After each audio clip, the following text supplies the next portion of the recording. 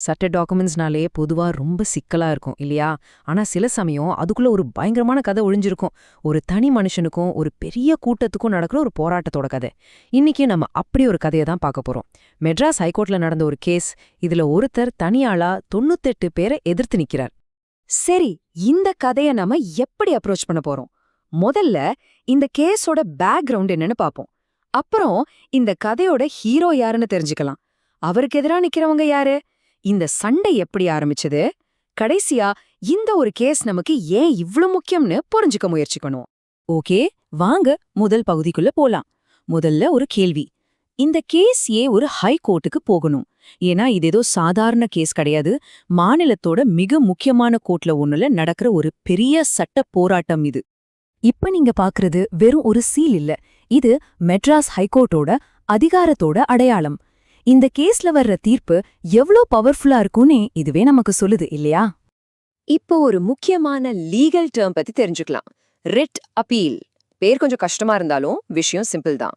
அதாவது ஒரு கோர்ட் கொடுத்த தீர்ப்புல திருப்தி இல்லைனா அதே கோர்ட்ல இருக்கிற பெரிய பெஞ்ச் கிட்ட மறுபடியும் முறையிடுறது. இந்த கேஸ் 2014ல ஃபைல் பண்ணியிருந்தாலும் இதோட கதை ஆரம்பிச்சது 2007ல. பாருங்க, எவ்ளோ பெரிய நீண்ட கதை இது. இந்த சட்ட நுணுக்கங்கள்ல இருந்து வெளியே வந்து இப்போ இந்த கதையோட மைய புள்ளிக்கு வருவோம். அதாவது இந்த மொத்த போராட்டத்தையும் ஆரம்பிச்சு வச்ச அந்த ஒரு தனிநபரை பத்தி பார்க்கலாம். யார் அவரு? அவரோட பேரு KG கிருஷ்ணன். ஆமாங்க, இந்த ஒரு பேர் தான் இந்த முழு சட்ட போராட்டத்துக்கும் பின்னாடி இருக்கு. ஒரு தனி மனுஷன் இவ்ளோ பெரிய ஒரு கூட்டத்தை எதிர்த்து நிக்கிறார். அதுதான் இந்த கேஸ ரொம்பவே இன்ட்ரெஸ்டிங்கா மாத்துது. சரி, ஒரு சைட்ல திருகிருஷ்ணன் இருக்கார். அப்போ அடுத்த சைட்ல யார் இருக்கா? அவர் யாருக்கு எதிரா போராடுறார்? வாங்க அதையும் பார்க்கலாம். இப்போ நம்ம கதையோட அடுத்த பகுதிக்கு வந்துட்டோம். இங்க அவருக்கு எதிரா நிக்கிறவங்க யாரு, அவங்களோட எண்ணிக்கை என்ன, அவங்க எவ்வளவு விதமான ஆட்கள்னு பார்க்க போறோம். 98. ஆமா, நீங்க சரியாதான் கேட்டீங்க. 98 பேரு. இதுதான் திரு கிருஷ்ணன் தனியாளா எதிர்கொள்ற எதிரிகளோட எண்ணிக்கை. 1க்கு 98.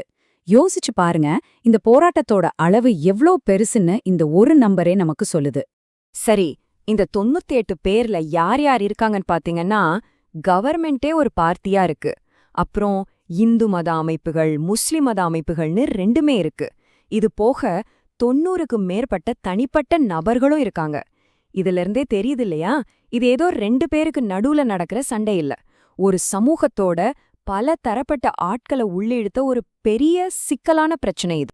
இப்போ இந்த சண்டையோட பின்னணி என்ன, இது எப்படி ஆரம்பிச்சு இவ்ளோ பெருசா வளர்ந்துச்சுன்னு கொஞ்சம் விளக்கமா பார்க்கலாம் வாங்க. இத பாருங்க, இதுதான் இந்த கேஸோட மொத்த கதையும். ஒரு பக்கம் KG கிருஷ்ணன்கிற ஒரே ஒரு தனி நபர், இன்னொரு பக்கம் கவர்மெண்ட், கோயில், மசூதி, ஊர் மக்கள்னு ஒரு பெரிய கூட்டணியே இருக்கு. இந்த அளவுக்கு ஒரு ஏற்றத்தாழ்வு இருக்கிறதால தான் இந்த வழக்கு ரொம்பவே கவனிக்கப்பட வேண்டிய ஒண்ணா மாறுது.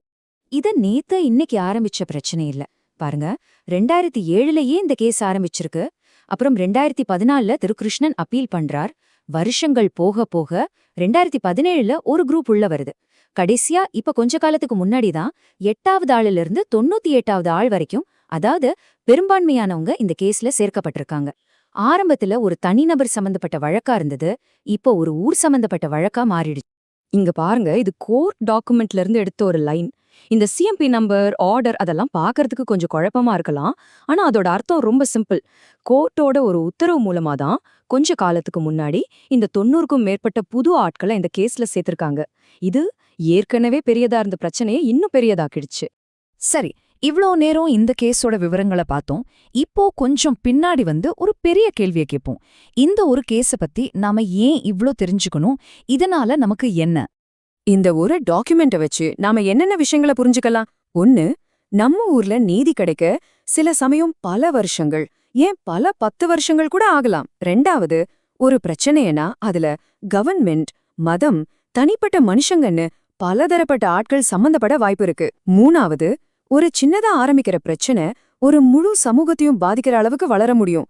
கடைசியா, இந்த மாதிரி சிக்கலான சமூக பிரச்சனைகளை எல்லாம் பேசி தீர்க்கிறதுக்கு கோர்ட் எவ்ளோ முக்கியமான ஒரு இடம்னு இது காட்டுது. கடைசியா இந்த வழக்கு நம்ம மனசுல ஒரு பெரிய கேள்வியை விட்டுட்டு போகுது.